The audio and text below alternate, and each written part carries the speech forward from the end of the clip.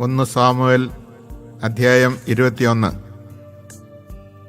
ദാവീദ് നോബിൽ പുരോഹിതനായ അഹിമലേക്കിൻ്റെ അടുക്കൽ എത്തിച്ചേർന്നു. അഹിമലേക്ക് സംഭ്രമത്തോടെ ദാവീദിനെ എതിരേറ്റുകൊണ്ട് ചോദിച്ചു, നീ എന്താണ് തനിച്ച്? കൂടെ ആരുമില്ലേ? ദാവീദ് പറഞ്ഞു, രാജാവ് ഒരു കാര്യം എന്നെ ഏൽപ്പിച്ചിരിക്കുന്നു. ഞാൻ നിന്നെ ഏൽപ്പിച്ചയക്കുന്ന കാര്യം ആരും അറിയരുതെന്ന് എന്നോട് കൽപ്പിച്ചിട്ടുമുണ്ട്. എൻ്റെ ഭൃത്യന്മാരോട് ഇന്ന സ്ഥലത്ത് വരണമെന്ന് ഞാൻ ഏർപ്പാട് ചെയ്തിട്ടുണ്ട്. ആകയാൽ അങ്ങയുടെ കൈവശം എന്തുണ്ട്? എനിക്ക് 5 അപ്പം തരിക, അല്ലെങ്കിൽ ഉള്ളതാകട്ടെ. പുരോഹിതൻ ദാവീദിനോട് പറഞ്ഞു, വിശുദ്ധ അപ്പമല്ലാതെ സാധാരണ അപ്പം എൻ്റെ കൈവശമില്ല. നിന്റെ ഭൃത്യന്മാർ സ്ത്രീകളിൽ നിന്നകന്ന് നിന്നവരാണെങ്കിൽ മാത്രമേ തരികയുള്ളൂ. ദാവീദ് പറഞ്ഞു, സത്യമായി ഞാൻ യാത്ര പോകുമ്പോഴൊക്കെ ഞങ്ങൾ സ്ത്രീകളിൽ നിന്ന് അകന്നിരിക്കും. സാധാരണ യാത്രയിൽ പോലും എൻ്റെ ഭൃത്യന്മാരുടെ പാത്രങ്ങൾ ശുദ്ധിയുള്ളവയായിരിക്കും. അതിലെത്രയോ അധികമായി ഇന്ന്. പുരോഹിതൻ അവന് വിശുദ്ധാപ്പം കൊടുത്തു. പുതിയത് പകരം വയ്ക്കാൻ കർത്താവിൻ്റെ സന്നിധിയിൽ നിന്ന് എടുത്തു മാറ്റിയ തിരുസാന്നിധ്യ അപ്പമല്ലാതെ അവിടെ വേറെയില്ലായിരുന്നു. സാവൂളിൻ്റെ ഭൃത്യന്മാരിൽ ഒരാൾ അന്ന് അവിടെ കർത്താവിൻ്റെ സന്നിധിയിലുണ്ടായിരുന്നു. സാവൂളിൻ്റെ ഇടയപ്രമാണിയും ഏദോമ്യനുമായ ദോയഗ് ആയിരുന്നു അത്. ദാവീദ് അഹീമേലെക്കിനോട് ചോദിച്ചു, അങ്ങയുടെ കൈവശം കുന്തമോ വാളോ ഉണ്ടോ? രാജാവ് കൽപ്പിച്ച കാര്യം നിർവഹിക്കുവാനുള്ള തിടുക്കത്തിൽ ഞാൻ വാളോ മറ്റായുധങ്ങളോ എടുക്കാൻ വിട്ടുപോയി. പുരോഹിതൻ പറഞ്ഞു, ഏലാ താഴ്വരയിൽ വെച്ച് നീ കൊന്ന ഫിലിസ്ത്യനായ ഗോലിയാത്തിൻ്റെ വാൾ എഫോദിൻ്റെ പിറകിൽ ഒരു ശീലയിൽ പൊതിഞ്ഞു വച്ചിട്ടുണ്ട്. അത് വേണമെങ്കിൽ എടുക്കാം, അല്ലാതെ വേറൊന്നും ഇവിടെയില്ല. ദാവീദ് പറഞ്ഞു, അതിന് തുല്യം മറ്റൊന്നില്ല, അതെനിക്ക് തരിക. സാവൂളിൻ്റെ മുമ്പിൽ നിന്നോടി ദാവീദ് അന്ന് തന്നെ ഗത്ത് രാജാവായ അക്കീഷിൻ്റെ അടുത്തെത്തി. അക്കീഷിൻ്റെ ഭൃത്യന്മാർ അവനോട് പറഞ്ഞു, ഈ ദാവീദ് ആ നാട്ടിലെ രാജാവല്ലേ? സാവൂൾ 1000 കൊന്നു, ദാവീദോ 10,000 എന്ന് ഇവനെക്കുറിച്ചല്ലേ അവർ പാടി നൃത്തം ചെയ്തത്? ദാവീദ് ഇതിൻ്റെ പൊരുൾ ഗ്രഹിച്ചപ്പോൾ ഗത്തിലെ രാജാവായ അക്കീഷിനെ വളരെയധികം ഭയപ്പെട്ടു. അവരുടെ മുമ്പിൽ അവൻ ഭാവം മാറ്റി ബുദ്ധിഭ്രമം നടിച്ച് വാതിലിൻ്റെ കതകുകളിൽ കുത്തിവരയ്ക്കുകയും താടിയിലൂടെ തുപ്പലൊലിപ്പിക്കുകയും ചെയ്തുകൊണ്ടിരുന്നു. അക്കീഷ് ഭൃത്യന്മാരോട് ചോദിച്ചു, ഇവൻ ഭ്രാന്തനാണെന്ന് നിങ്ങൾ കാണുന്നില്ലേ? അവനെ എന്തിന് എൻ്റെ അടുക്കൽ കൊണ്ടുവന്നു? എൻ്റെ മുൻപിൽ ഭ്രാന്ത് കളിപ്പിക്കാൻ ഇവനെ കൊണ്ടുവരാൻ എനിക്കിവിടെ ഭ്രാന്തന്മാർ കുറവാണോ? എൻ്റെ കൊട്ടാരത്തിലാണോ ഇവൻ വരേണ്ടത്?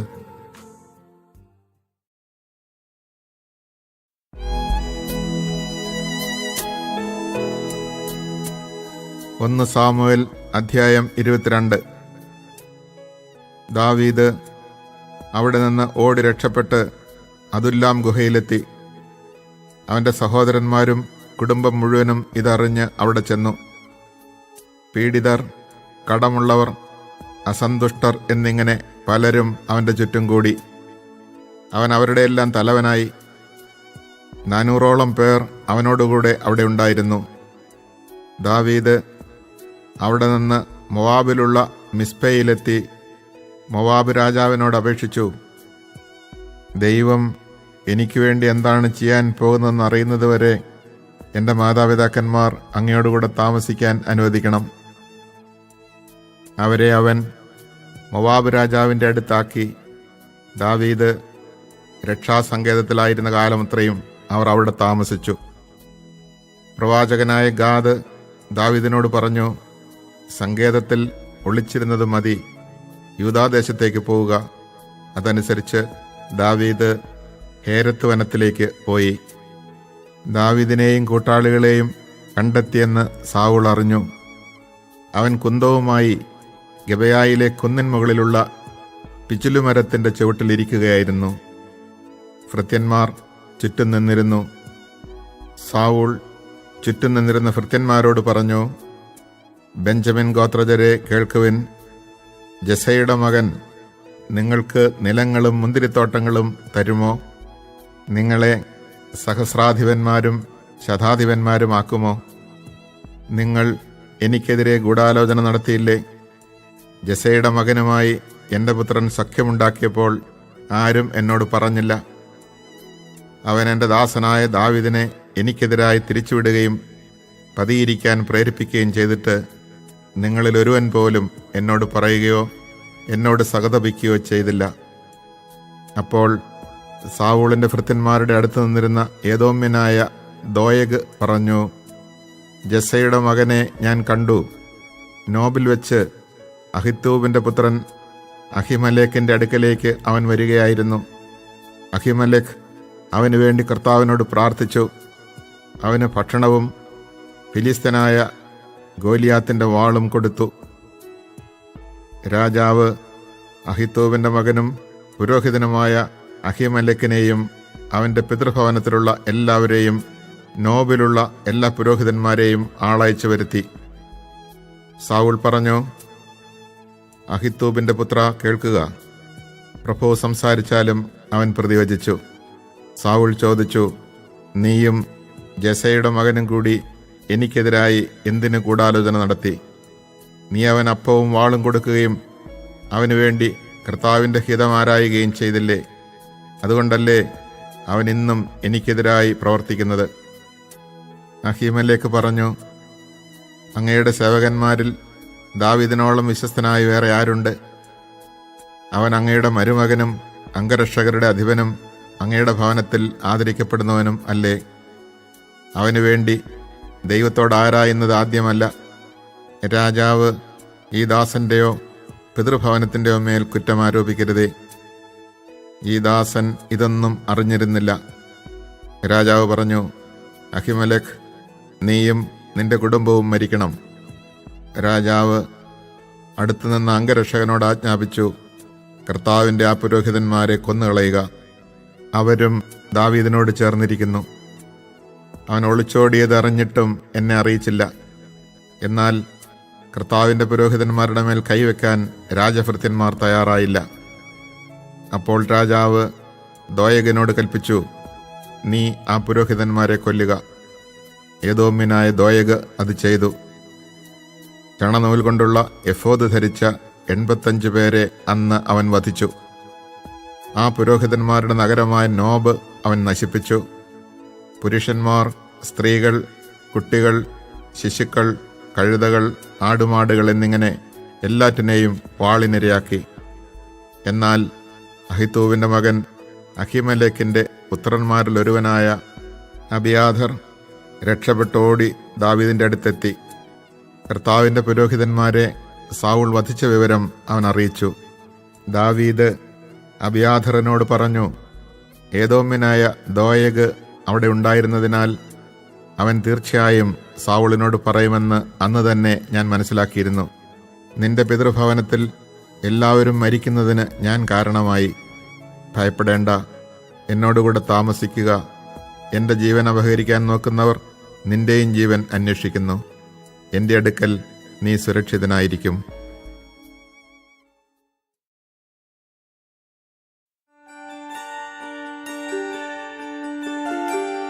ഒന്ന് സാമുവേൽ അധ്യായം 23.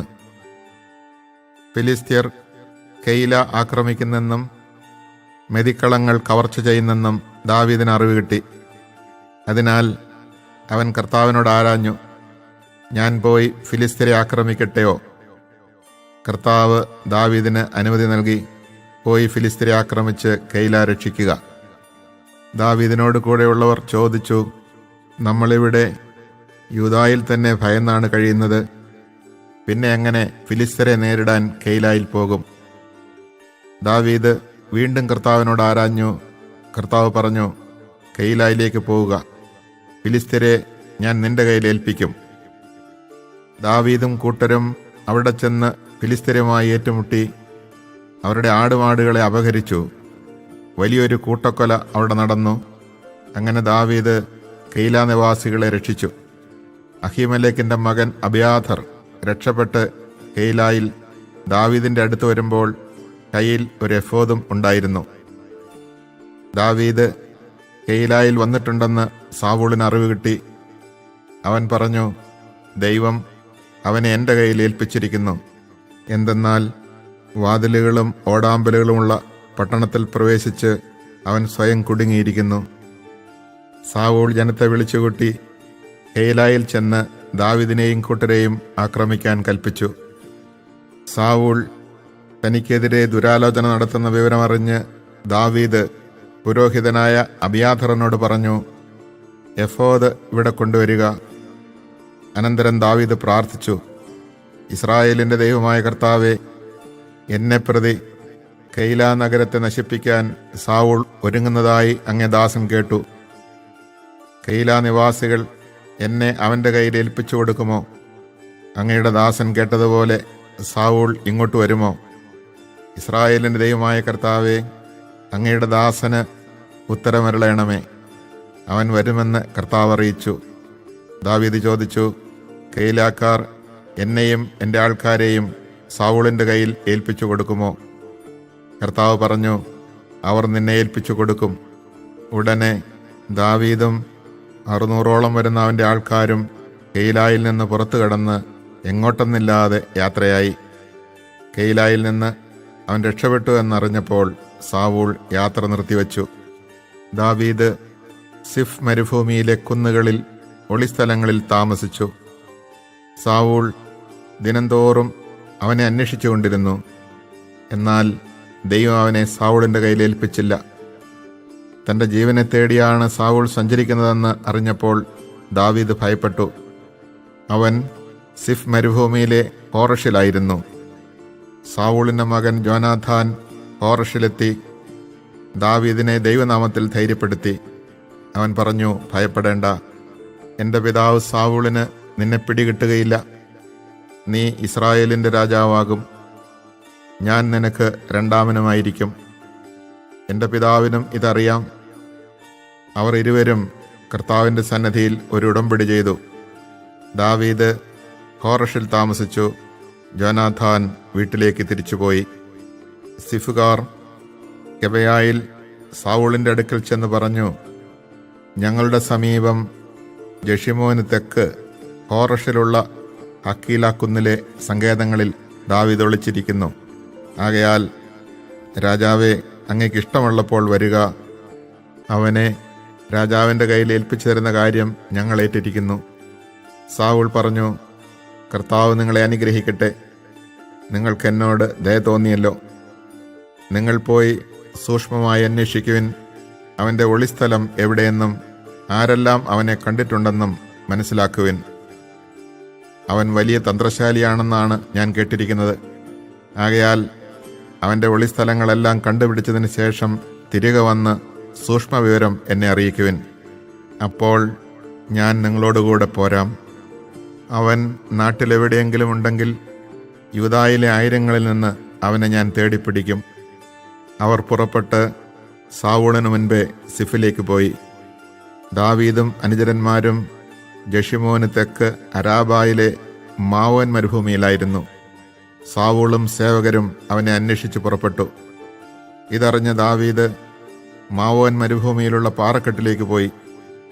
സാവൂൾ ഇത് കേട്ട് ദാവീദിനെ പിന്തുടർന്ന് ആ മരുഭൂമിയിലെത്തി. സാവൂൾ മലയുടെ ഒരു വശത്തുകൂടെയും ദാവീദും അനുചരന്മാരും മറുവശത്തുകൂടെയും പോയി. സാവൂളിൽ നിന്ന് രക്ഷപ്പെടാൻ ദാവീദ് ബന്ധപ്പെടുകയായിരുന്നു. ദാവീദിനെയും അനുയായികളെയും പിടിക്കാൻ സാവൂളും സൈന്യവും അടുത്തുകൊണ്ടിരുന്നു. അപ്പോൾ ഒരു ദൂതൻ വന്ന് സാവൂളിനോട് പറഞ്ഞു, വേഗം വരണം, ഫിലിസ്ത്യർ നമ്മുടെ രാജ്യത്തെ ആക്രമിച്ചിരിക്കുന്നു. ഇത് കേട്ട് അവൻ ദാവീദിനെ പിന്തുടരാതെ ഫിലിസ്ത്യർക്കെതിരെ പുറപ്പെട്ടു. അങ്ങനെ ആ സ്ഥലത്തിന് രക്ഷപ്പെടലിൻ്റെ പാറ എന്നു പേരുണ്ടായി. ദാവീദ് അവിടെ നിന്ന് എൻഗേദിയിലെ ഒളിസ്ഥലങ്ങളിൽ ചെന്ന് പാർത്തു.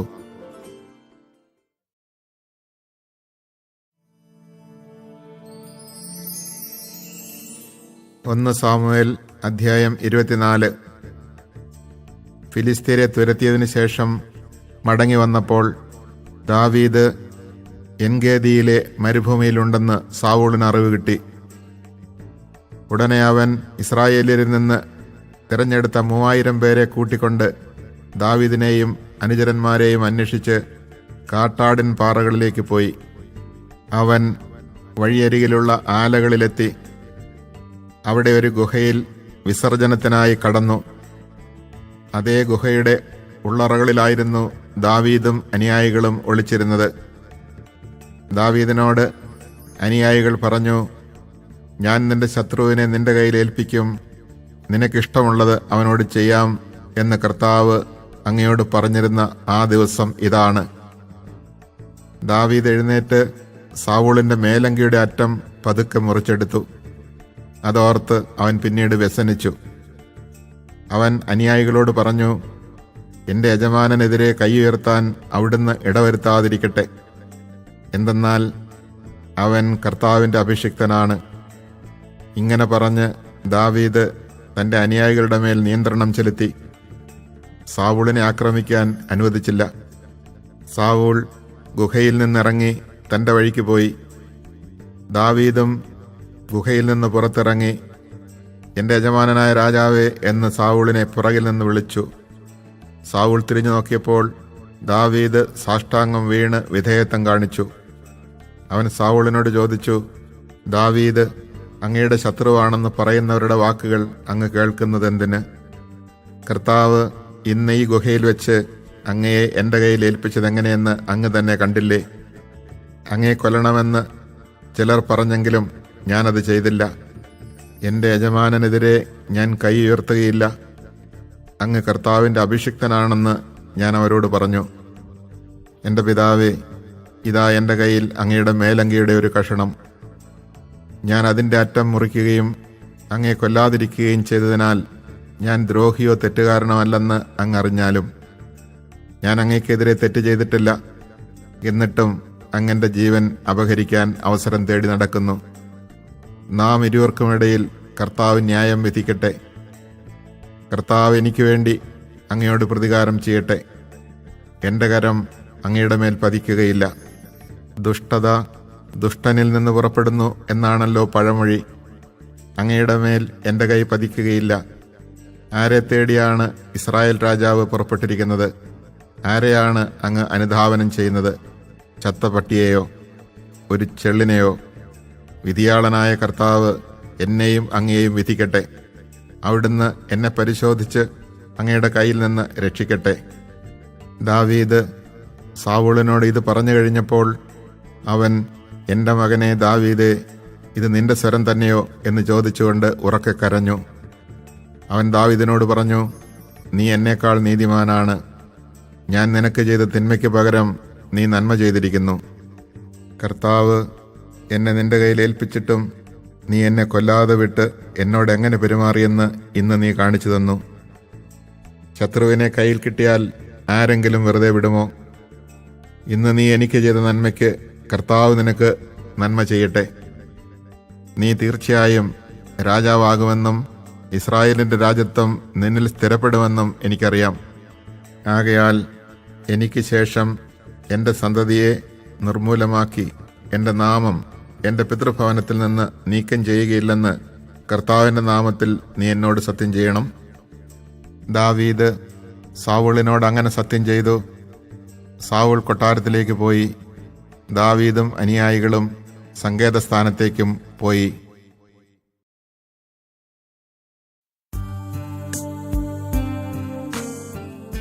1 സാമുവേൽ അധ്യായം 25. സാമുവേൽ മരിച്ചു. ഇസ്രായേല്യർ ഒരുമിച്ചുകൂടി അവനെ ഓർത്ത് വിലപിച്ചു. റാമായിലുള്ള സ്വന്തം ഭവനത്തിൽ അവനെ സംസ്കരിച്ചു. ദാവീദ് പാരാൻ മരുഭൂമിയിൽ പോയി പാർത്തു. കാർമലിലെ ഒരു വ്യാപാരി മാവോനിൽ ഉണ്ടായിരുന്നു. വലിയ ധനികനായിരുന്നു. അവന് 3000 ചെമ്മരിയാടുകളും 1000 കോലാടുകളും ഉണ്ടായിരുന്നു. കാർമലിൽ വെച്ചാണ് ആടുകളുടെ രോമം കത്തിരിച്ചിരുന്നത്. കാലബ് വംശജനായ അവൻ്റെ പേര് നാബാൽ എന്നും ഭാര്യയുടെ പേര് അബിഗായിൽ എന്നുമായിരുന്നു. അവൾ വിവേകവതിയും സുന്ദരിയുമായിരുന്നു. അവനാകട്ടെ ഹീനനും ദുഷ്കർമ്മിയും. നാബാൽ ആടുകളുടെ രോമം കത്രിക്കുകയാണെന്ന് മരുഭൂമിയിൽ വെച്ച് ദാവീദ് കേട്ടു. അവൻ 10 ചെറുപ്പക്കാരെ വിളിച്ച് കാർമെലിൽ ചെന്ന് നാബാലിനെ എൻ്റെ പേരിൽ അഭിവാദനം ചെയ്യുക എന്ന് പറഞ്ഞയച്ചു. നിങ്ങൾ ഇപ്രകാരം പറയണം: നിനക്ക് സമാധാനം, നിന്റെ ഭവനത്തിനും നിനക്കുള്ള സകലതിനും സമാധാനം. നിനക്ക് ആടുകളുടെ രോമം കത്രിക്കുന്നവരുണ്ടെന്ന് ഞാൻ അറിയുന്നു. കാർമലിലായിരുന്ന കാലമെല്ലാം നിന്റെ ഇടയന്മാർ ഞങ്ങളുടെ കൂടെ ആയിരുന്നു. ഞങ്ങൾ അവർക്ക് ഒരു ഉപദ്രവവും ചെയ്തില്ല, അവർക്ക് നഷ്ടമൊന്നും വന്നതുമില്ല. നിന്റെ ഭൃത്യന്മാരോട് ചോദിച്ചാൽ അവർ ഇത് പറയും. അതിനാൽ എൻ്റെ ദാസന്മാരോട് പ്രീതി കാണിക്കണം. ഒരു വിശേഷ ദിവസമാണ് ഞങ്ങൾ വരുന്നത്. നിന്റെ പുത്രനായ ദാവീദിനും നിന്റെ ദാസന്മാർക്കും നിന്റെ കൈവശമുള്ളത് തരണമെന്ന് അപേക്ഷിക്കുന്നു. ദാവീദിൻ്റെ ദാസന്മാർ ചെന്ന് ഇത് അവൻ്റെ നാമത്തിൽ നാബാലിനോട് പറഞ്ഞിട്ട് കാത്തുനിന്നു. നാബാൽ അവരോട് ചോദിച്ചു: ആരാണീ ദാവീദ്? ജസയുടെ പുത്രൻ ആരാണ്? യജമാനന്മാരിൽ നിന്ന് തെറ്റിപ്പിരിഞ്ഞു പോകുന്ന ഭൃത്യന്മാർ ഇക്കാലത്ത് ധാരാളമുണ്ട്. എൻ്റെ ആടുകളുടെ രോമം കത്തിരിക്കുന്നവർക്കായി ഒരുക്കിയിട്ടുള്ള ഇറച്ചിയും അപ്പവും വെള്ളവും എടുത്ത് എവിടെ നിന്ന് വരുന്നെന്ന് പോലും അറിഞ്ഞുകൂടാത്തവർക്ക് കൊടുക്കണമെന്നോ? അവർ തിരിച്ചു വന്ന് എല്ലാ വിവരവും ദാവീദിനെ അറിയിച്ചു. അവൻ അവരോട് പറഞ്ഞു: ഓരോരുത്തരും വാൾ അരയിൽ കെട്ടുവിൻ. അവർ അങ്ങനെ ചെയ്തു. ദാവീദും വാളെടുത്തു. 400 പേർ അവനോടുകൂടെ പോയി. 200 പേർ ഭാണ്ഡങ്ങൾ സൂക്ഷിക്കാൻ അവിടെ തങ്ങി. അതിനിടയ്ക്ക് ഭൃത്യരിലൊരുവൻ നാബാലിൻ്റെ ഭാര്യ അബിഗായിലിനോട് പറഞ്ഞു: യജമാനനെ അഭിവാദനം ചെയ്യാൻ ദാവീദ് മരുഭൂമിയിൽ നിന്ന് ദൂതന്മാരെ അയച്ചിരുന്നു. എന്നാൽ അവൻ അവരെ ശകാരിച്ചയച്ചു. അതേസമയം അവർ നമുക്ക് വലിയ ഉപകാരികളായിരുന്നു. ഞങ്ങൾ വയലിൽ അവരോടുകൂടെ വസിച്ചിരുന്ന കാലത്തൊരിക്കലും അവർ ഞങ്ങളെ ഉപദ്രവിച്ചിട്ടില്ല. ഞങ്ങൾക്കൊന്നും നഷ്ടപ്പെട്ടതുമില്ല. ആടുകളെ മേയിച്ചുകൊണ്ട് അവരോടുകൂടെ ആയിരുന്നപ്പോഴൊക്കെ രാവും പകലും അവർ ഞങ്ങൾക്ക് ഒരു കോട്ടയായിരുന്നു. എന്തു ചെയ്യണമെന്ന് ആലോചിച്ച് തീരുമാനിക്കുക. യജമാനനും കുടുംബത്തിനും ദ്രോഹം ചെയ്യാൻ അവർ തീരുമാനിച്ചിരിക്കുന്നു. യജമാനൻ ദുസ്വഭാവനാകൊണ്ട് അവനോട് ആർക്കും ഇത് പറയാനാവില്ല. അബിഗായിൽ തിടുക്കത്തിൽ 200 അപ്പവും 2 തോൽക്കുടം വീഞ്ഞും പാകം ചെയ്ത 5 ആടും 5 കൂട്ടം മലരും 100 ഉണക്കമുന്തിരിക്കുലയും അത്തിപ്പഴം കൊണ്ടുള്ള 200 അടയും എടുത്ത് കഴുതപ്പുറത്ത് കയറ്റി. അവൾ ഭൃത്യരോട് പറഞ്ഞു: നിങ്ങൾ മുൻപേ പോകുക, ഞാനിതാ വരുന്നു. അവൾ ഭർത്താവായ നാബാലിനെ അറിയിച്ചില്ല. അവൾ കഴുതപ്പുറത്ത് കയറി മലയടിവാരത്തിലേക്ക് ഇറങ്ങിച്ചെല്ലുമ്പോൾ ദാവീദും അനുയായികളും എതിരെ വരുന്നത് കണ്ടു. ദാവീദ് പറയുകയായിരുന്നു: മരുഭൂമിയിൽ അവനുണ്ടായിരുന്നതൊക്കെ ഞാൻ കാത്തു സൂക്ഷിച്ചത് വെറുതെയായി. അവൻ്റെ വക യാതൊന്നും നഷ്ടപ്പെട്ടില്ല. അവനാകട്ടെ എന്നോട് നന്മയ്ക്ക് പകരം തിന്മ ചെയ്തു. അവൻ്റെ ആളുകളിൽ ഒരുവനെയെങ്കിലും പുലരും വരെ ജീവനോടെ ഇരിക്കാൻ ഞാൻ അനുവദിച്ചാൽ ദൈവം ദാവീദിൻ്റെ ജീവൻ എടുത്തുകൊള്ളട്ടെ. ദാവീദിനെ കണ്ടപ്പോൾ അബിഗായിൽ തിടുക്കത്തിൽ കഴുതപ്പുറത്ത് നിന്നിറങ്ങി അവൻ്റെ മുമ്പിൽ സാഷ്ടാംഗം നമസ്കരിച്ചു. അവൾ അവൻ്റെ കാൽക്കൽ വീണ് പറഞ്ഞു: പ്രഭോ, ഈ തെറ്റ് എൻ്റെ മേലായിരിക്കട്ടെ. അങ്ങയുടെ ഈ ദാസിയെ സംസാരിക്കാൻ അനുവദിച്ചാലും ഈ ദാസിയുടെ വാക്കുകൾ കേൾക്കണമേ. ദുസ്വഭാവനായ ഈ നാബാലിനെ അങ്ങ് പരിഗണിക്കരുതേ. പേര് പോലെ തന്നെ സ്വഭാവവും. നാബാൽ എന്ന പേര് അർത്ഥമാക്കുന്നത് പോലെ ഭോഷത്വമേ അവൻ പ്രവർത്തിക്കുകയുള്ളൂ. അങ്ങയച്ച ആൾക്കാരെ ഈ ദാസി കണ്ടില്ല. പ്രഭോ, അങ്ങയുടെ കൈകൊണ്ടുള്ള രക്തച്ചൊരിച്ചിലും പ്രതികാരവും കർത്താവ് തടഞ്ഞതുകൊണ്ട് കർത്താവും അങ്ങും ആണേ. അങ്ങയുടെ ശത്രുക്കളും അങ്ങയുടെ നാശം അന്വേഷിക്കുന്നവരും നാബാലിനെ പോലെ ആയിത്തീരട്ടെ. ഇപ്പോൾ അങ്ങയുടെ ദാസി കൊണ്ടുവന്നിരിക്കുന്ന കാഴ്ച സ്വീകരിച്ച് അനുചരന്മാർക്ക് നൽകിയാലും ഈ ദാസിയുടെ അപരാധം ക്ഷമിക്കണമേ. കർത്താവ് അങ്ങേക്ക് വിശ്വസ്തമായൊരു ഭവനം പണിയും. എന്തെന്നാൽ കർത്താവിന് വേണ്ടിയാണ് അങ്ങ് യുദ്ധം ചെയ്യുന്നത്. ആയുഷ്കാലത്തൊരിക്കലും അങ്ങിൽ തിന്മയുണ്ടാവുകയില്ല. ആരങ്ങയെ പിന്തുടർന്ന് ജീവഹാനി വരുത്താൻ ശ്രമിച്ചാലും അങ്ങയുടെ പ്രാണനെ ദൈവമായ കർത്താവ് നിധി എന്ന പോലെ സൂക്ഷിച്ചുകൊള്ളും. അങ്ങയുടെ ശത്രുക്കളുടെ ജീവനാകട്ടെ കവണയിൽ നിന്നെന്ന പോലെ അവിടുന്ന് തെറിപ്പിച്ചു കളയും. കർത്താവ് വാഗ്ദാനം ചെയ്തിരിക്കുന്ന എല്ലാ നന്മയും പൂർത്തിയാക്കി അങ്ങയെ ഇസ്രായേൽ രാജാവാക്കും. അപ്പോൾ കാരണമില്ലാതെ രക്തം ചിന്തിയെന്നോ സ്വന്തം കൈകൊണ്ട് പ്രതികാരം ചെയ്തെന്നോ ഉള്ള വ്യഥയും മനസാക്ഷിക്കുത്തും അങ്ങേക്കുണ്ടാവുകയില്ല. കർത്താവ് നന്മ വരുത്തുമ്പോൾ അങ്ങയുടെ ഈ ദാസിയെയും ഓർക്കണമേ. ദാവീദ് അബിഗായിലിനോട് പറഞ്ഞു, ഇന്ന് നിന്നെ എൻ്റെ അടുത്തേക്ക് അയച്ച ഇസ്രായേലിൻ്റെ ദൈവമായ കർത്താവ് വാഴ്ത്തപ്പെടട്ടെ. രക്തച്ചൊരിച്ചിലിൽ നിന്നും സ്വന്തം കയ്യാലുള്ള പ്രതികാരത്തിൽ നിന്നും എന്നെ ഇന്ന് തടഞ്ഞ നീയും നിന്റെ വിവേകവും അനുഗ്രഹീതമാണ്. നീ ബന്ധപ്പെട്ട് എന്നെ എതിരേൽക്കാൻ വന്നില്ലായിരുന്നുവെങ്കിൽ നിന്നെ ഉപദ്രവിക്കുന്നതിൽ നിന്ന് എന്നെ തടഞ്ഞ ഇസ്രായേലിൻ്റെ ദൈവമായ കർത്താവാണേ. നേരം പുലരുമ്പോഴേക്കും ഒരൊറ്റ പുരുഷൻ പോലും നാബാലിന് അവശേഷിക്കുകയില്ലായിരുന്നു. അവൾ കൊണ്ടുവന്നത് ദാവീദ് സ്വീകരിച്ചു. അവൻ പറഞ്ഞു, സമാധാനത്തോടെ വീട്ടിലേക്ക് പോയിക്കൊള്ളുക.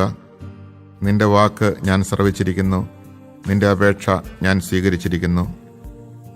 അബിഗായിൽ നാബാലിൻ്റെ അടുത്തെത്തി അവൻ തൻ്റെ വീട്ടിൽ രാജകീയമായ ഒരു വിരുന്ന് നടത്തുകയായിരുന്നു. വളരെയധികം മദ്യപിച്ചിരുന്നതിനാൽ അവൻ ഉന്മത്തനായിരുന്നു. പ്രഭാതം വരെ അവൾ യാതൊന്നും അവനോട് പറഞ്ഞില്ല. നാബാലിന് രാവിലെ ലഹരി ഇറങ്ങിയപ്പോൾ അവൾ ഇക്കാര്യം അവനോട് പറഞ്ഞു. അത് കേട്ട് ഹൃദയം മരവിച്ച് അവൻ ശിലാതുല്യനായി തീർന്നു. ഏകദേശം 10 ദിവസം കഴിഞ്ഞപ്പോൾ കർത്താവ് നാബാലിനെ ശിക്ഷിച്ചു. അവൻ മരിച്ചു. നാബാലിൻ്റെ മരണവാർത്ത കേട്ടപ്പോൾ ദാവീദ് പറഞ്ഞു, അവൻ എന്നോട് കാണിച്ച നിന്ദയ്ക്ക് പകരം ചോദിക്കുകയും അവിടുത്തെ ദാസനെ തിന്മയിൽ നിന്ന് രക്ഷിക്കുകയും ചെയ്ത കർത്താവ് വാഴ്ത്തപ്പെടട്ടെ.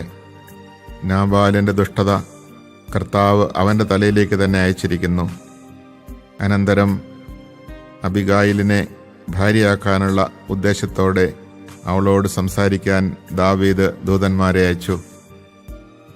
അവർ കാർമലിൽ അബിഗായിലിൻ്റെ അടുത്ത് ചെന്ന്, ദാവീദിൻ്റെ ഭാര്യയാകുന്നതിന് നിന്നെ കൂട്ടിക്കൊണ്ടു ചെല്ലാൻ അവൻ ഞങ്ങളെ അയച്ചിരിക്കുകയാണ് എന്ന് പറഞ്ഞു. അവൾ എഴുന്നേറ്റ് നിലം പറ്റ താണു തൊഴുത് പറഞ്ഞു, ഈ ദാസി എൻ്റെ യജമാനൻ്റെ ദാസന്മാരുടെ പാദം കഴുകേണ്ടവളാണ്. അബിഗായിൽ എഴുന്നേറ്റ് കഴുതപ്പുറത്ത് കയറി 5 പരിചാരികമാരോടൊപ്പം ദാവീദിൻ്റെ ഭൃത്യന്മാരുടെ പിന്നാലെ പോയി. അവൾ ദാവീദിൻ്റെ ഭാര്യയായി തീർന്നു. ജസ്രയേലിൽ നിന്ന് അഹിനോവാമിനെയും ദാവീദ് ഭാര്യയായി സ്വീകരിച്ചു. ഇരുവരും അവൻ്റെ ഭാര്യമാരായി തീർന്നു. ദാവീദിന് ഭാര്യയായി നൽകിയിരുന്ന തൻ്റെ മകൾ മിഖാലിനെ സൗൾ ഗല്ലീംകാരനായ ലായിഷിൻ്റെ മകൻ ഫാൽത്തിക്ക് ഭാര്യയായി നൽകി. Chapter 21.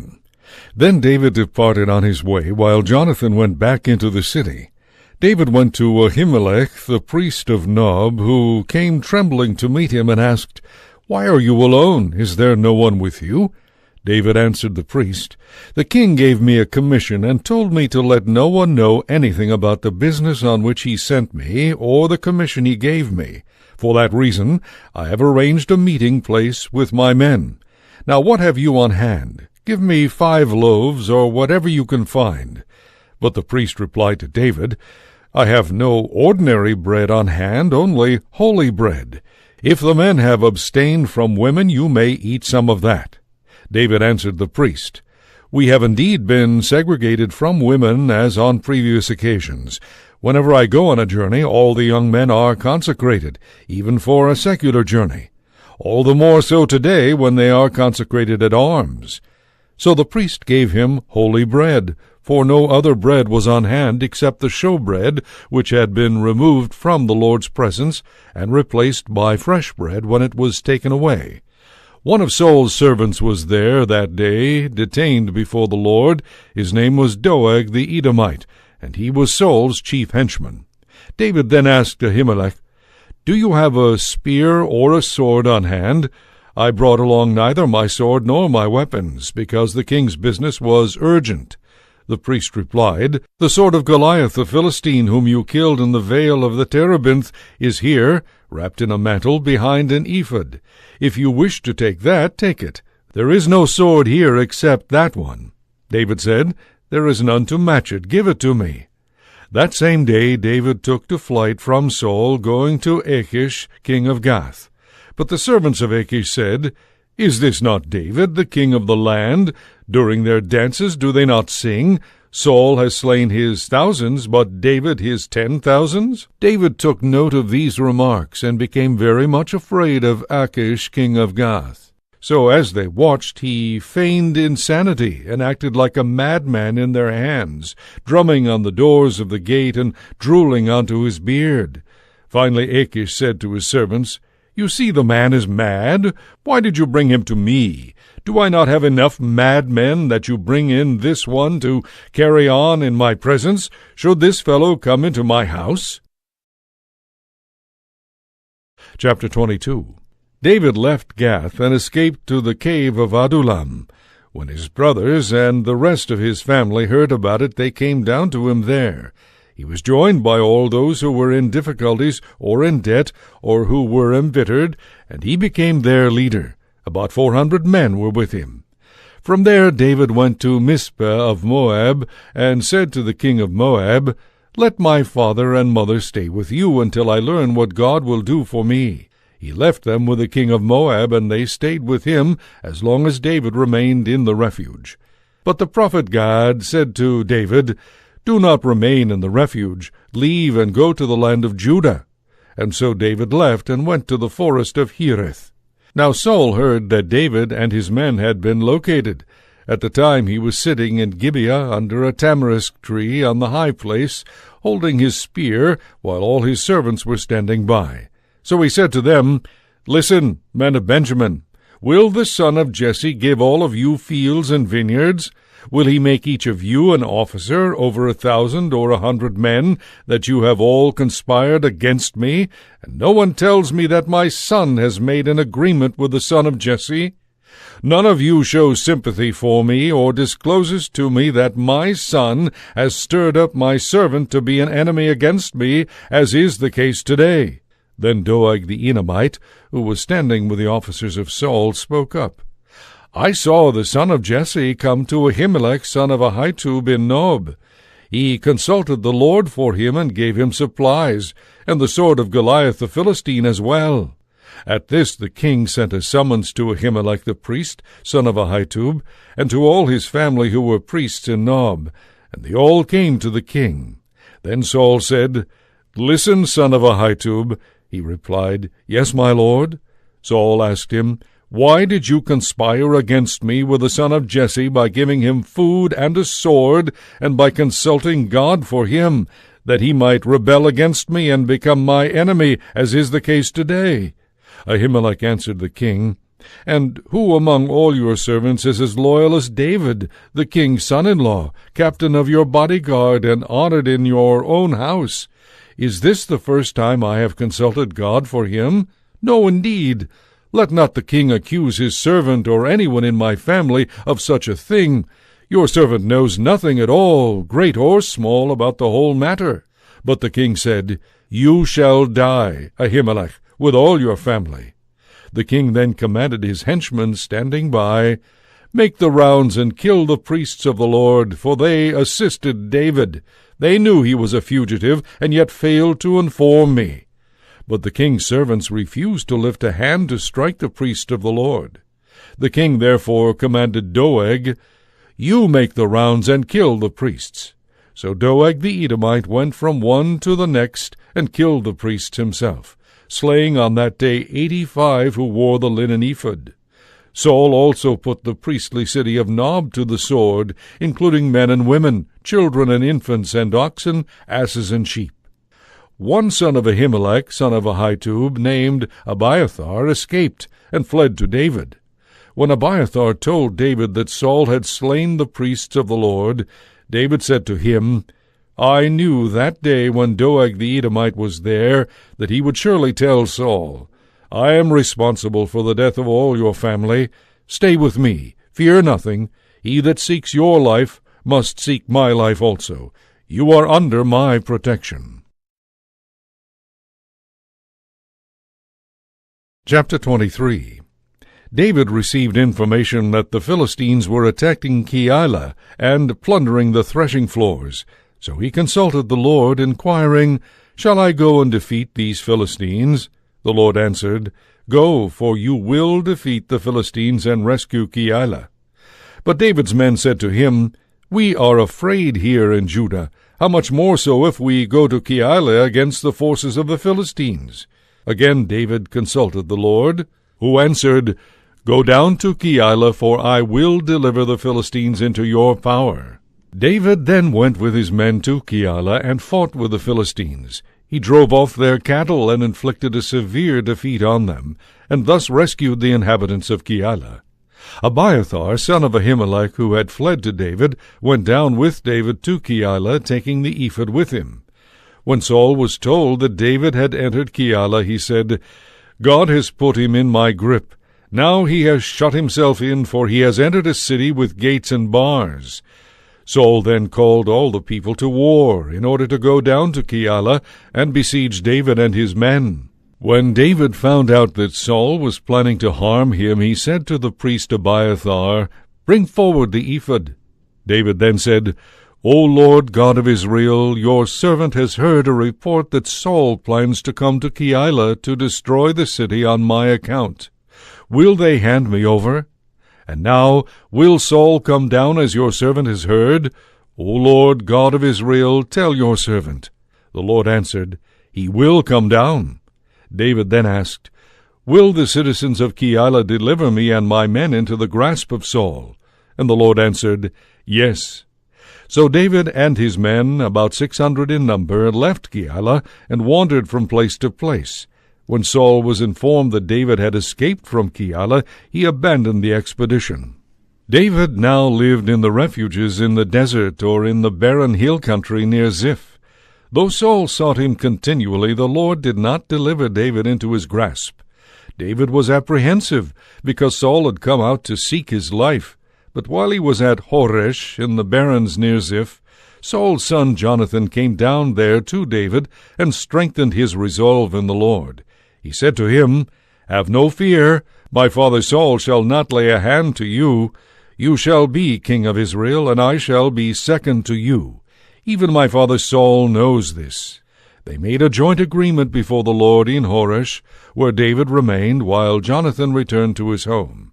Some of the Ziphites went up to Saul in Gibeah and said, David is hiding among us, now in the refuges, and again at Horesh, or on the hill of Hachilah, south of the wasteland. Therefore, whenever the king wishes to come down, let him do so. It will be our task to deliver him into the king's grasp. Saul replied, The Lord bless you for your sympathy toward me. Go now and make sure once more. Take note of the place where he sets foot. For he thought, Perhaps they are playing some trick on me. Look around and learn in which of all the various hiding places he is holding out. Then come back to me with sure information, and I will go with you. If he is in the region, I will search him out among all the families of Judah. So they went off to Ziph ahead of Saul. At this time David and his men were in the desert below Maon, in the Arabah south of the wasteland. When Saul and his men came looking for him, David got word of it and went down to the gorge in the desert below Maon. Saul heard of this and pursued David into the desert below Maon. As Saul moved along one rim of the gorge, David and his men took to the other. David was in anxious flight to escape Saul, and Saul and his men were attempting to outflank David and his men in order to capture them, when a messenger came to Saul, saying, Come quickly, because the Philistines have invaded the land. Saul interrupted his pursuit of David and went to meet the Philistines. This is how that place came to be called the Gorge of Divisions. Chapter 24. David then went up from there and stayed in the refuges behind En-gedi. And when Saul returned from the pursuit of the Philistines, he was told that David was in the desert near En-gedi. So Saul took 3,000 picked men from all Israel and went in search of David and his men in the direction of the wild goat crags. When he came to the sheepfolds along the way, he found a cave, which he entered to ease nature. David and his men were occupying the inmost recesses of the cave. David's servant said to him, "This is the day of which the Lord said to you, I will deliver your enemy into your grasp. Do with him as you see fit." So David moved up and stealthily cut off an end of Saul's mantle. Afterward, however, David regretted that he had cut off an end of Saul's mantle. He said to his men, "The Lord forbid that I should do such a thing to my master, the Lord's anointed, as to lay a hand on him, for he is the Lord's anointed." With these words David restrained his men and would not permit them to attack Saul. Saul then left the cave and went on his way. David also stepped out of the cave, calling to Saul, "My lord the king." When Saul looked back, David bowed to the ground in homage and asked Saul, "Why do you listen to those who say, 'David is trying to harm you'? You see for yourself today that the Lord just now delivered you into my grasp in the cave. I had some thought of killing you, but I took pity on you instead. I decided, I will not raise a hand against my Lord, for he is the Lord's anointed and a father to me. Look here at this end of your mantle which I hold. Since I cut off an end of your mantle and did not kill you, see and be convinced that I plan no harm and no rebellion. I have done you no wrong, though you are hunting me down to take my life. The Lord will judge between me and you, and the Lord will exact justice from you in my case. I shall not touch you. The old proverb says, 'From the wicked comes forth wickedness.' So I will take no action against you. Against whom are you on campaign, O King of Israel? Whom are you pursuing? A dead dog or a single flea? The Lord will be the judge. He will decide between me and you. May he see this and take my part, and grant me justice beyond your reach." When David finished saying these things to Saul, Saul answered, "Is that your voice, my son David?" And he wept aloud. Saul then said to David, "You are in the right rather than I. You have treated me generously while I have done you harm. Great is the generosity you showed me today, when the Lord delivered me into your grasp and you did not kill me. For if a man meets his enemy, does he send him away unharmed? May the Lord reward you generously for what you have done this day. And now, since I know that you shall surely be king, and that sovereignty over Israel shall come into your possession, swear to me by the Lord that you will not destroy my descendants, and that you will not blot out my name and family." David gave Saul his oath, and Saul returned home, while David and his men went up to the refuge. Chapter 25. Samuel died, and all Israel gathered to mourn him. They buried him at his home in Ramah. Then David went down to the desert of Maon. There was a man of Maon who had property in Carmel. He was very wealthy, owning 3,000 sheep and 1,000 goats. At this time he was present for the shearing of his flock in Carmel. The man was named Nabal, his wife Abigail. The woman was intelligent and attractive, but Nabal himself, a Calebite, was harsh and ungenerous in his behavior. When David heard in the desert that Nabal was shearing his flock, he sent 10 young men, instructing them, "Go up to Carmel, pay Nabal a visit, and greet him in my name. Say to him, 'Peace be with you, my brother, and with your family, and with all who belong to you. I have just heard that shearers are with you. Now when your shepherds were with us, we did them no injury, neither did they miss anything all the while they were in Carmel. Ask your servants, and they will tell you so. Look kindly on these young men, since we come at a festival time. Please give your servants and your son David whatever you can manage." When David's young men arrived, they delivered this message fully to Nabal in David's name, and then waited. But Nabal answered the servants of David, Who is David? Who is the son of Jesse? Nowadays there are many servants who run away from their masters. Must I take my bread, my wine, my meat, that I have slaughtered for my own shearers, and give them to men who come from I know not where?" So David's young men retraced their steps, and on their return reported to him all that had been said. Thereupon David said to his men, "Let every one gird on his sword." And so every one, David included, girded on his sword. About 400 men went up after David, while 200 remained with the baggage. But Nabal's wife Abigail was informed of this by one of the servants, who said, "David sent messengers from the desert to greet our master, but he flew at them screaming. Yet these men were very good to us. We were done no injury, neither did we miss anything all the while we were living among them during our stay in the open country. For us they were like a rampart night and day the whole time we were pasturing the sheep near them. Now see what you can do, for you must realize that otherwise evil is in store for our master and for his whole family. He is so mean that no one can talk to him." Abigail quickly got together 200 loaves, 2 skins of wine, 5 dressed sheep, 5 seahs of roasted grain, 100 cakes of pressed raisins, and 200 cakes of pressed figs, and loaded them on asses. She then said to her servants, "Go on ahead, I will follow you." But she did not tell her husband Nabal. As she came down through a mountain defile riding on an ass, David and his men were also coming down from the opposite direction. When she met them, David had just been saying, "Indeed, it was in vain that I guarded all this man's possessions in the desert, so that he missed nothing. He has repaid good with evil. May God do thus and so to David, if by morning I leave a single male alive among all those who belong to him." As soon as Abigail saw David, she dismounted quickly from the ass, and, falling prostrate on the ground before David, did him homage. As she fell at his feet, she said, "My lord, let the blame be mine. Please let your handmaid speak to you, and listen to the words of your handmaid. Let not my lord pay attention to that worthless man Nabal, for he is just like his name. Fool is his name, and he acts the fool. I, your handmaid, did not see the young men whom my lord sent.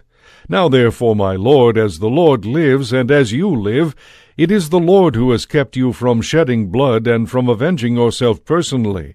May your enemies and those who seek to harm my lord become as Nabal. Accept this present, then, which your maidservant has brought for my lord, and let it be given to the young men who follow my lord. Please forgive the transgression of your handmaid, for the Lord shall certainly establish a lasting dynasty for my lord, because your lordship is fighting the battles of the Lord, and there is no evil to be found in you your whole life long. If anyone rises to pursue you and to seek your life, may the life of my lord be bound in the bundle of the living in the care of the Lord your God. But may he hurl out the lives of your enemies as from the hollow of a sling. And when the Lord carries out for my lord the promise of success he has made concerning you, and appoints you as commander over Israel, you shall not have this as a qualm or burden on your conscience, my lord, for having shed innocent blood, or for having avenged yourself personally. When the Lord confers this benefit on your lordship, remember your handmaid."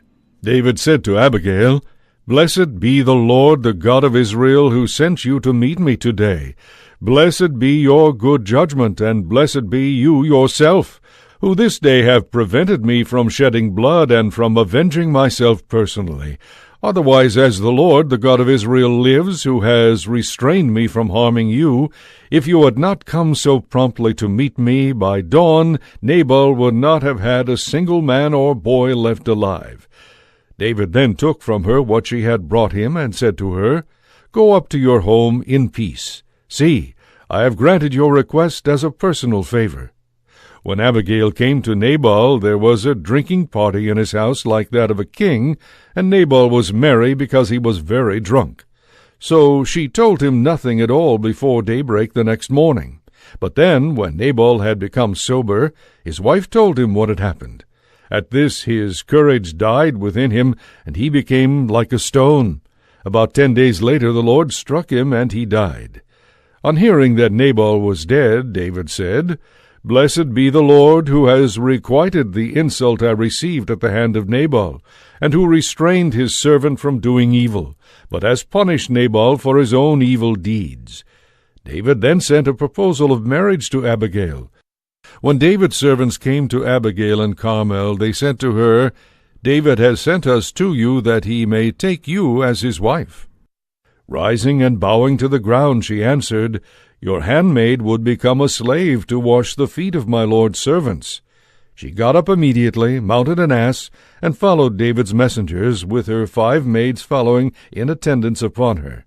She became his wife, and David also married Ahinoam of Jezreel. Thus both of them were his wives. But Saul gave David's wife Michal, Saul's own daughter, to Paltai, son of Laish, who was from Galim.